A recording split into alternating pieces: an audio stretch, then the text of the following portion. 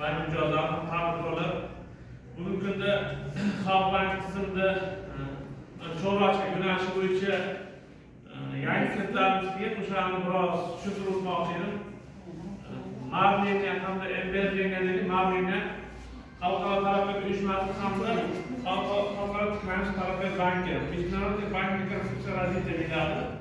Şu üniversite bize de bugün günde dostlar böyleyken Çorbaçka sofrası boyunca optimiş yetiştiriş, tam da kayıta işleş, boşka çorbaçılık, dehqonchilik, qishloq xo'jaligi qanaqa yo'nalish bo'ladigan bo'lsa, o'sha yo'nalishga ushbu Mart hamda MBA xalqaro taraqqiyot banki hamda xalqaro taraqqiyot uyushmasi tomonidan ajratiladigan kreditlarni tushuntiramiz. Ushbu kreditlarimiz 10 yil muddatga beriladi hamda 2 yil imtiyoz davri bilan.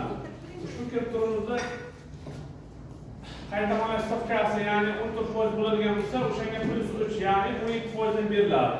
Bu kreditlarimizga xorijdan yoki O'zbekiston hududidan mol olib kelishlari mumkin. Bu madaniyati 2 yo'nalish bo'yicha mana bugungi kunda chetdan olib kelish qiyin bo'layotgan mijozlarimizga shuncha sharoit yaratilgan sum miqdorida sumda beriladi shu kreditlar. Ya'ni bugungi 12% pul keladi, O'zbekistonni xohlagan hududdan pul ko'chirish orqali chorvalarni olib kelish mumkin.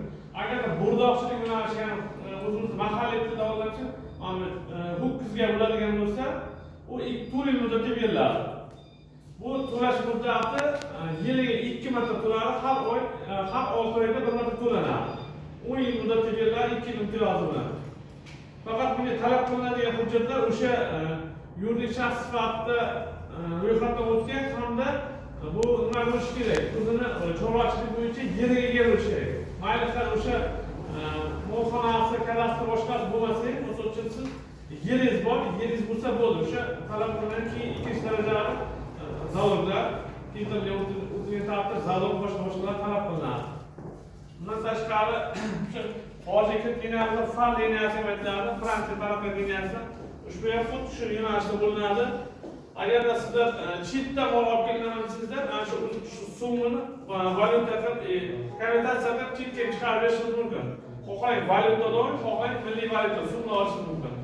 Qanday tushunmovchiliklar boshqa bo'layotgan bo'lsa, marhamat savol bersanglar. 2 yil imtiyoz deyapsiz, 2 yil nima? 2 yil faqat foiz to'laysiz. O'sha siz olib keldingizki, molni olib keldingiz. Naqd to'lamaysiz. Foiz to'laysiz. Foizni har 6 oyda bir marta to'laysiz. Har 6 oyda bir marta.